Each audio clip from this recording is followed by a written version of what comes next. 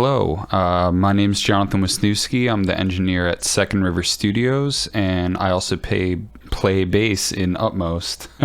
So today I just wanted to go through the mixes that I did for the split with Boar. So yeah, let's just get to it. First song on here is No Room. So first thing to note, this intro clean guitar, we recorded it not to the click.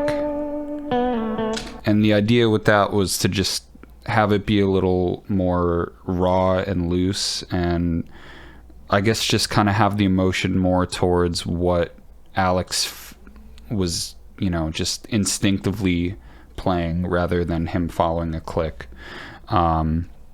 So yeah, so this clean guitar, we recorded it, and then I just moved it to where these feedback hits come in. So it'll come in right about now.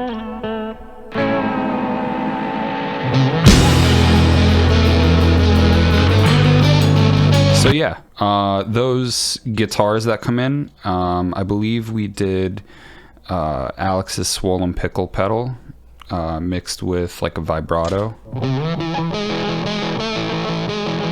So it kind of has this like kind of buzzing bee sound to it. But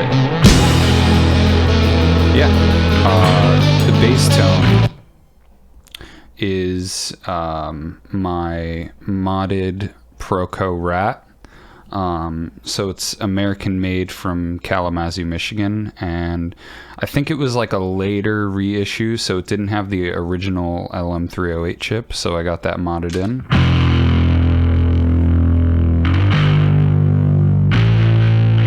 So yeah, bass tone, sounds fat.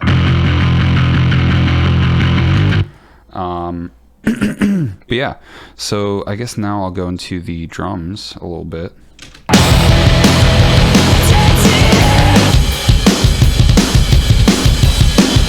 So we recorded this using my vintage like 1979 Slingerland kit. So the kick drum is like really shallow. It's like a 14 by 22 or 22 by 14. So it's like all attack. So after processing it, I kind of, added more top end, a ton of low end. And the thing with processing like vintage kicks like this that are super shallow, I feel like the low end isn't tight. It's more of that like loose, long sustained low end, which I think worked nicely. I don't know, sounds cool, sounds raw, sounds, gritty. Then I mixed in this kick sample. It's a blend of various samples I have, plus some samples I've made. And then I also blended in this kick room sample, which is, again, some samples I've made, some samples I've had. But yeah, altogether that sounds like this. So it's still mostly the natural kick, and I tend to gravitate towards using more of the natural drum than samples. But yeah, here's the snare top and bottom together. So snare top and bottom have a lot of grit from this distortion from the stock lo-fi. I like the stock lo-fi a lot because it has like a built-in clipper. So when you use that, it kind of accentuates the low mids a bit, which I really like in snares. And then here is snare sample.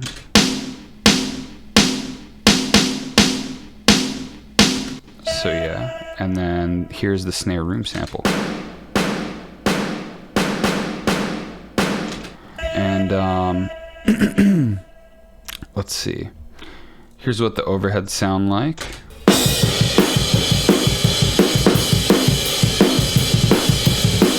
If you could hear them, I like to capture the full kit when I'm doing overheads. I know some people just like to use them as like cymbal mics, basically.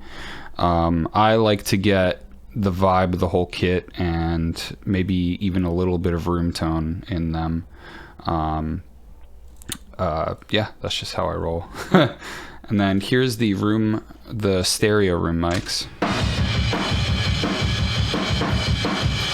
It's like crushed to shit with a bunch of distortion, compression, EQ, everything. But yeah, so the rooms that I record in typically aren't as big sounding as this. So what I do is I have a pair of Cascade Fatheads, and those are figure 8 pattern mics. So I'll face the null point of the microphones towards the drums so that I'm just getting the room reflections in the mic rather than the direct sound of the drums. So that'll push the drums back further in the room mics. And here's the mono room mic, which is just a 7B, probably like 3 or 4 feet away from the kit.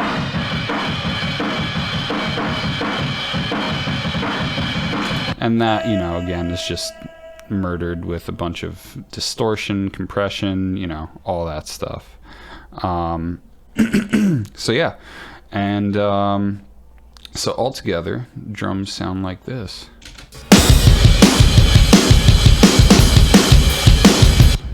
Sounds good to me. So yeah, cool thing at the beginning of the song here, as you could hear whenever I pause, there's some vocal effects that I did. So the dry vocal is just Alex singing into a 7B.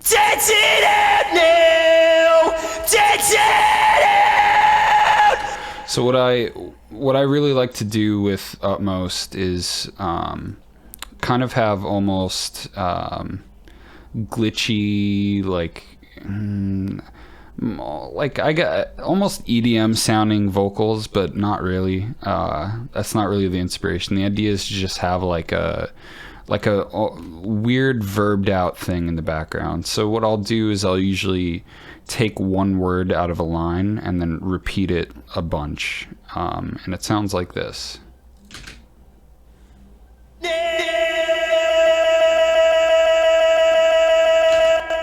And in context with the full song, it sounds like this.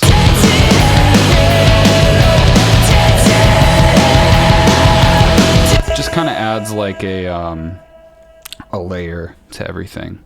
And then I had Alex do a dub on the left and right of the Dance It Out the second time, because I felt like if it was just the one take for both times, it wouldn't have as much impact.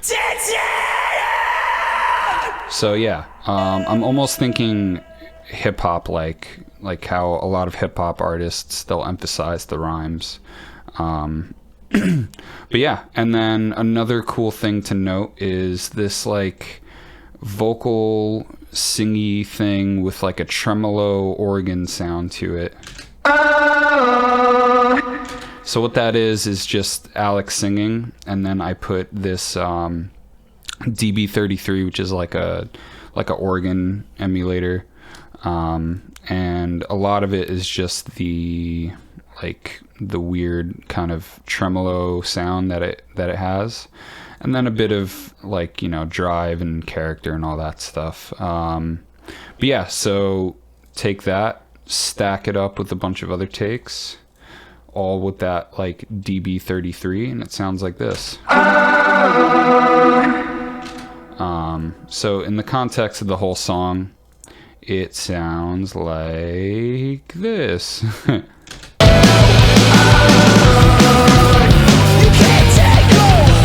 So yeah, I really dug how that came out.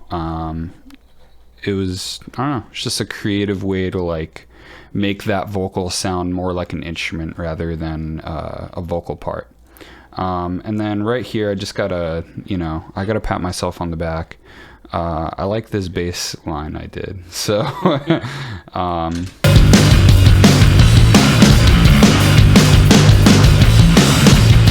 Yeah. So I don't know, just a groovy bass line that kind of follows the drums and is like related to the guitars. Yeah, and let's see, what's the next part?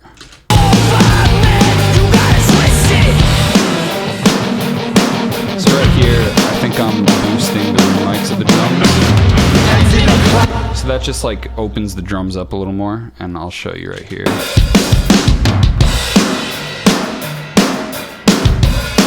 So yeah, just opens it up, maybe pushes it back a little bit and makes it sound more roomy and further away. And then right here's the chorus. So that lead guitar tone is basically just, I believe, still the fuzz pedal with a vibrato and maybe some delay.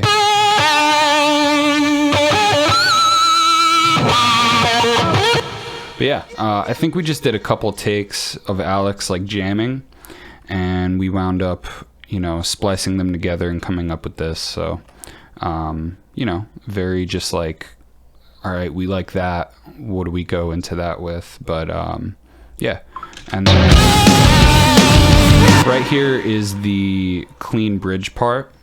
So Alex really wanted like a spring reverb, kind of like surfer punk influence and like surf rock from the 50s. So we used some pedal he had, and it sounds like this.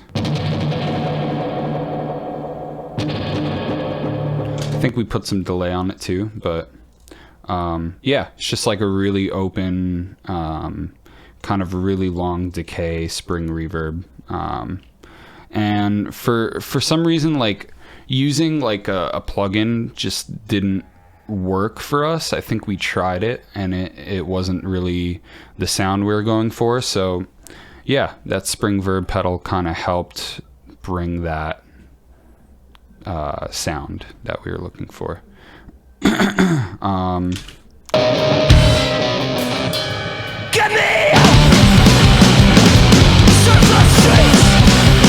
if you notice, whenever there's like pauses in the vocals, I'll have like a bunch of vocal throws, either kind of like a quarter note, and those are actually feeding out into a hall. So it's a delay with a hall at the end of them, and yeah, they just kind of help fill in some of that space. And then one thing I really liked for our side of the split, for us, it felt like a vibe to do this like eighth note, like high feedback kind of delay that sounds like this on certain lines. It sounds like almost underwater, and then I usually layer it with a little bit of verb under it. So together those sound like that. And it just like adds a little bit of character, a little bit of emphasis on certain words. But yeah.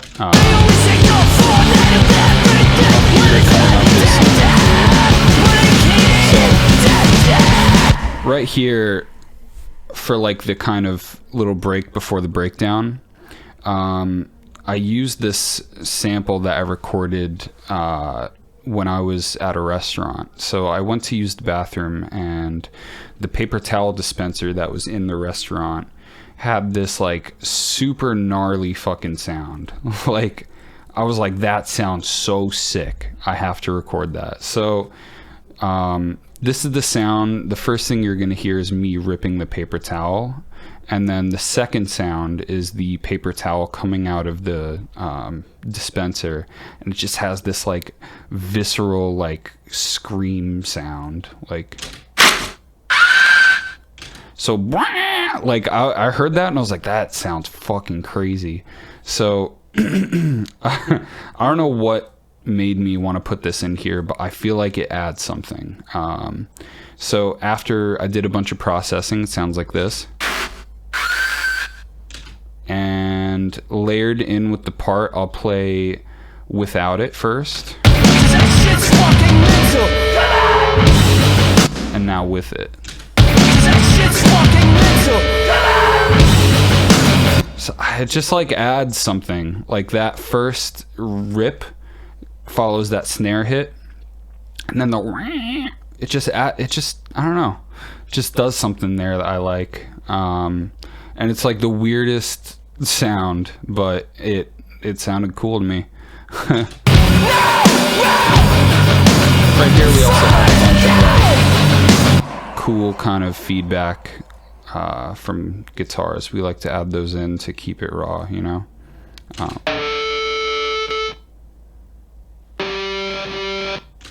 But yeah, and then one thing we did here at the end that's, you know, like super tough guy or whatever, we just recorded like a, I don't know, like a whoo.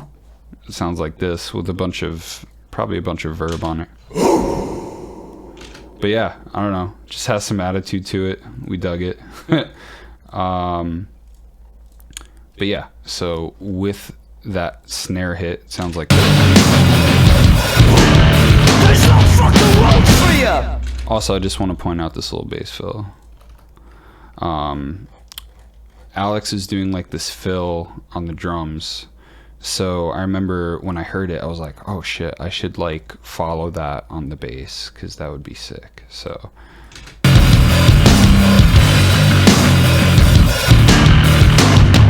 I don't know, I dug it.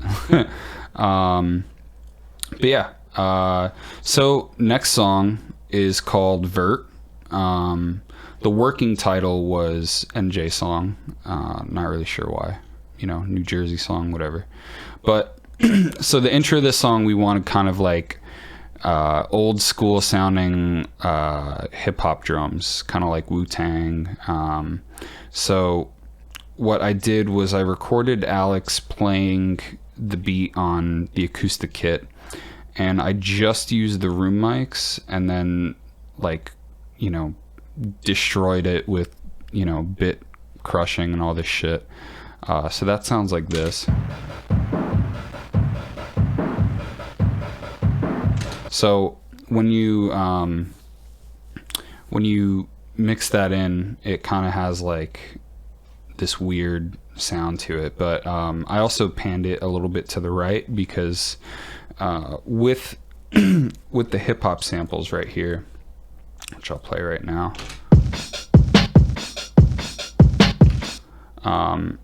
it kind of sounds like they're a little delayed from each other, so it almost sounds like that acoustic kit is the room mic. But yeah, so those two together have a cool vibe. But I remember thinking that the hi-hat hits in the room mics of the acoustic kit sounded like a like someone breathing. So I had this sample I recorded on my iPhone of my friend's dog panting on a hot summer day. And here's what it sounds like with no processing. So it's just, you know, little puppy being cute. So then I did a bunch of processing to it to make it sound a little grittier. And when you mix it in with everything, actually I'll just play the whole thing. It sounds like this.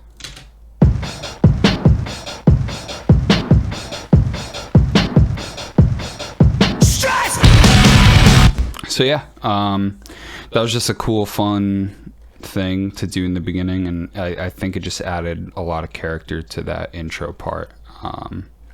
So yeah, and then for this we switched guitar tones. So I think we're just doing the distortion channel on the rock reverb.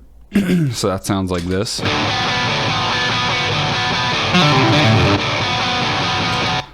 I can't play guitar well, so I punched in this little lead line right here. But yeah, I think fuzz just wouldn't work for this song because the song's a bit heavier. So the fuzz worked really well for No Room, but for this song we needed more of a traditional guitar amp tone. But yeah.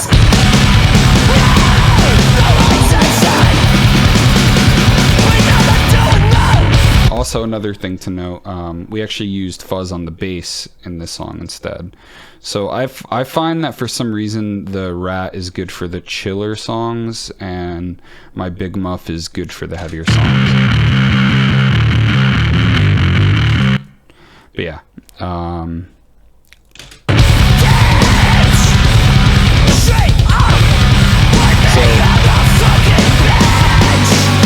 One thing that I liked here songwriting wise that we did was the guitars are playing this like bam, bam, bam, bam, bam, bam, bam, and they're not really changing. I think there's some vibrato on them. Yeah. But yeah, they're just playing this like polyrhythm, and I thought it would be cool if the bass was doing more of the melody in this section. So the bass is playing this.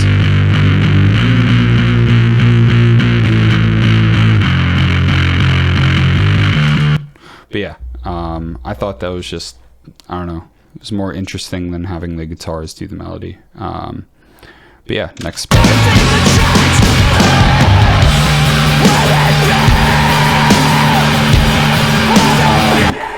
This is a good section to show off another vocal effect.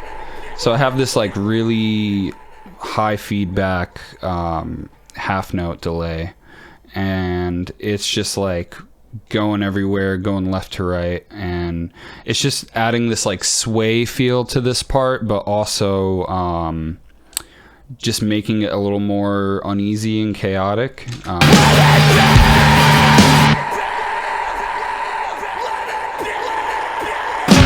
So it just sounds like, ooh, you know. And then the next section here, I wanted to show off this another sample that I found. So this is the sound of a printer at work that was broken.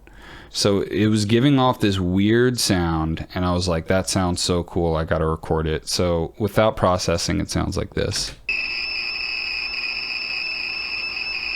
Just kind of has that like, you know, dial-up connection sound or some shit like that. And then with some processing, it sounds like this. Almost has this like pattern to it. But yeah, I'll play with it not in there really quick, and then I'll play it with it in, because I feel like this weird sound adds a lot of tension to the part. So when the next part kicks in, there's a bigger release. So I'll play it real quick.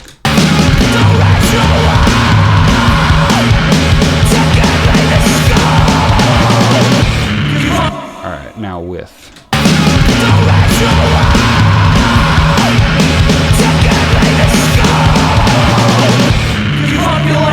Just add something, you know? To me at least. Like it's not something you hear, but for me it's something you feel. And it just feels uneasy there, and then it releases into like, oh my god, thank god we're out of that part, you know? But yeah, so let's see.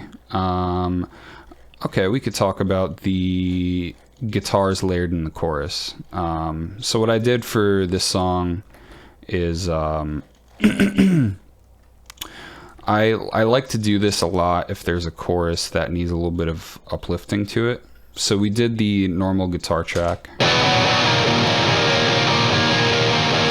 But what we also did was playing just the root note on guitar on another layer and then fuzzing out the shit out of it.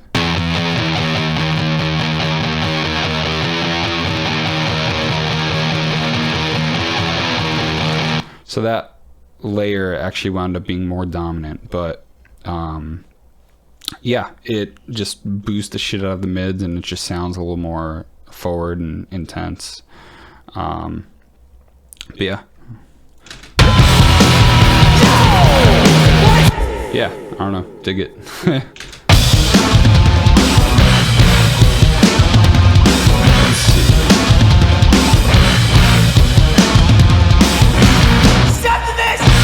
Okay, so right here, this step to this line. Step to this! There was a couple takes we did where we had Alex step a couple feet back from the mic and scream from a distance, and it just gave it, you know, further away sound. You could, you know, fake that and get that sound through, like, you know, just EQing off some top end and stuff, but, you know, we just felt it sounded good doing it this way. Stop to this!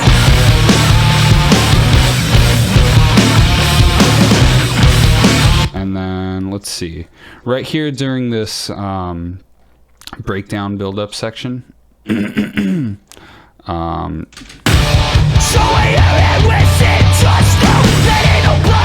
you listen on the record, there is like war drums following the bass. I don't have the plugin anymore, so I can't play it right now, but it's there. And yeah, then we have Nick Vitale coming in with the heat. But also, one thing to point out, I really love this like accidental stick click that Alex did here, right there. It's like so quiet, but like I remember I didn't notice it, and then I noticed it, and I was like, I love that. But